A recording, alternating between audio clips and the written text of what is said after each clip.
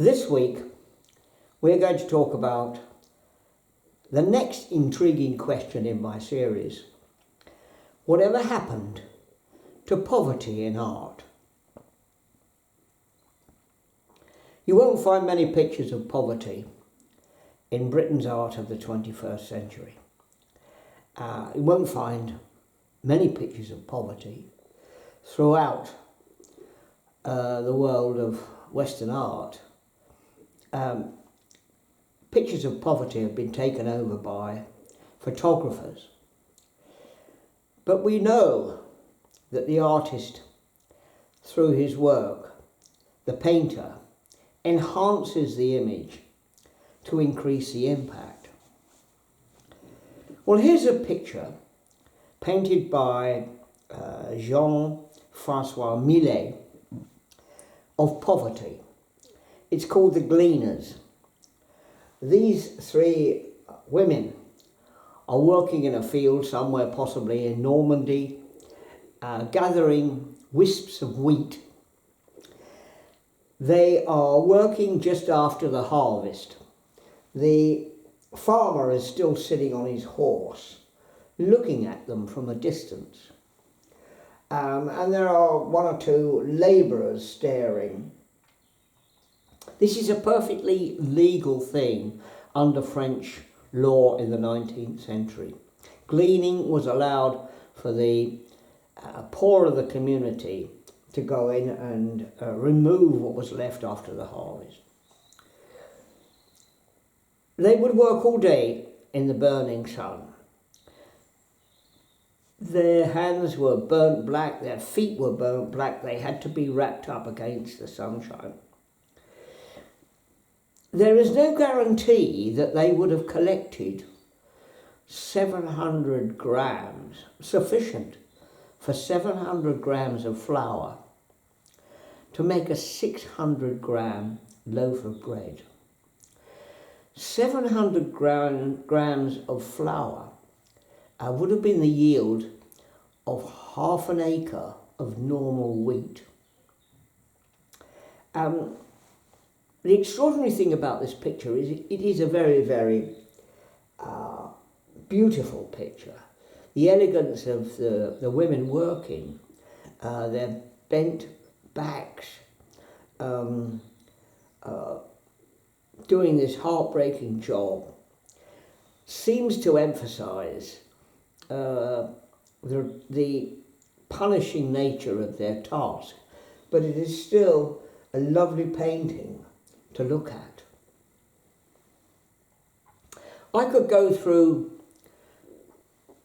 my library and I could pick a picture from virtually anywhere in any book of poverty by artists. For example, my eternal favourite, an old friend, Rembrandt. This is a picture of beggars begging for alms at the door. In one way, it's a very beautiful picture. But it's showing poverty, the respect for poverty by the old man who's handing out the alms, but the general fact that poverty existed. Poverty does not have to be represented by anguish, does not have to be represented by pain. It can be rather beautiful, as it is in this picture. Obviously, Rembrandt rang a bell with his public because they bought many of his etchings, and many of them showed old people that were disabled, old people that were poverty-stricken. And these beggars at the door receiving alms is a typical example. Amongst my pick of pictures, I could have shown you something entirely different. This is by Kath Kollwitz. She painted in Germany after the First World War. She was an activist, very, very strong activist. And her paintings ache. They ache like the worst ache you've ever had. This is a drawing of a child that has died in her mother's arms through starvation. It is still, may I use the word, the most stunning picture. Its drama, its strength, its power to arouse is nevertheless there. And there are several paintings, several drawings several works by Kath Kollwitz, which seem to be hardly known in this country.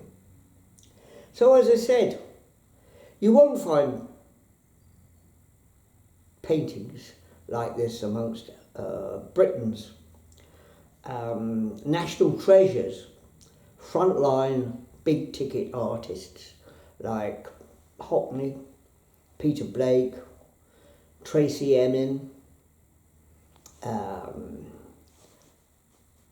I'm trying to think of another at the moment. 1, 2, 3, 4.